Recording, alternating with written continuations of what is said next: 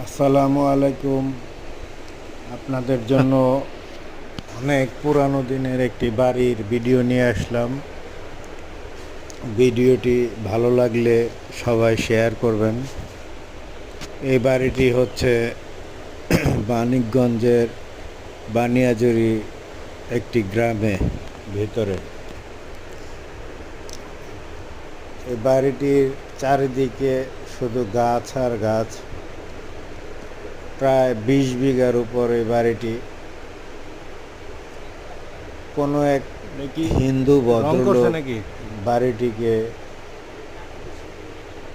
দান করে গিয়েছিলেন সমাজসেবামূলক কাজে ব্যবহার করার জন্য, কিন্তু এই বাড়িটি কোনো কাজেই লাগানো হয়নি। ভদ্রলোক যেভাবে দিয়ে গিয়েছিল বাড়িটি ঠিক সেভাবেই পড়ে আছে। বাড়িটি এখন একটি ভূতুড়ে বাড়ি হিসাবে পরিচিতি পেয়েছে। এই জন্য রাজবাড়ি আসলো নাকি?